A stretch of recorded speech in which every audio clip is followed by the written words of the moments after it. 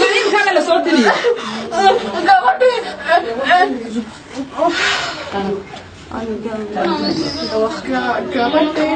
gabadhii taabsatay ma markaan badaadi ku jiro waa la soo dilayaa gabadhii baan doonayaa way gabadhii waa la soo dilayaa waa gabar da'yar oo ku nool gudaha magaalada Boorama da'deeduna waa 14 jir waxa gabadhani lagu sirxay gudaha magaalada Boorama ee xarunta gobolka Awdal waxana maan doorisay gabadhaasi gabadh ay bajaaj wada raaceen oo u dhalatay magaalada Muqdisho ee dalkaasi Soomaaliya waxayna gabadhani mar walba ku hantaaqaysaa hal ii geeyo gabadhii i taabatay زين كان لا صوت لي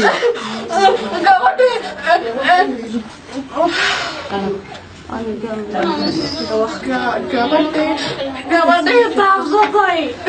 ma markaan badaadi ku jiro waa la soo dilayaa gabadhii baan doonayaa way gabadhii waa la soo dilayaa waana dhacdadii labaad ee nooceegan oo kala ah ee bil gudaheed ka dhacda gudaha magaalada Boorama ee xarunta gobolka Awdal hooyada dhashay gabadhaasi la sirxay ayaa waxay ka sheekaysay waqtigii ay ka baxday gabadhaasi xaafadooda iyo xaaladda waqti xaadirkan ay ku sugan tahay gabadhaasi daada yar ee la maandooriyay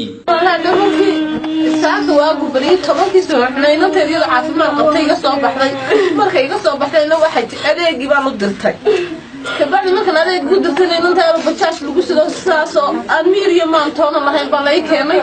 inanta halkan taagan baa dadkii markii ugu horeeyay la soo kulmay kamida marka aniga inanta risaasay miirkeed iyo maankeed ku maqay adiga halkii gabadhii u bay doonaysaa calaysa gabadhii baan ay rabtaa aniga xitaa ima garanayso wuxuu bay doonaysaa gabadhii ayuu bay doonaysaa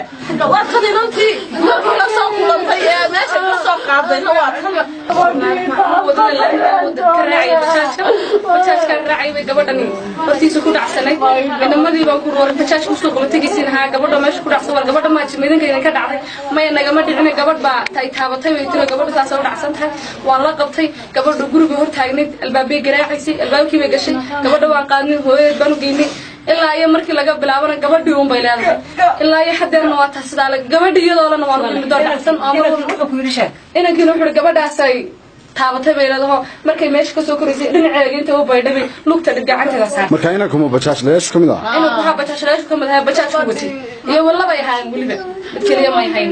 iyaga wada socdo inta nala qabo waan la qabtay sidii xafadooda ku geeyay ilaa hadeerna wata sidii gabadh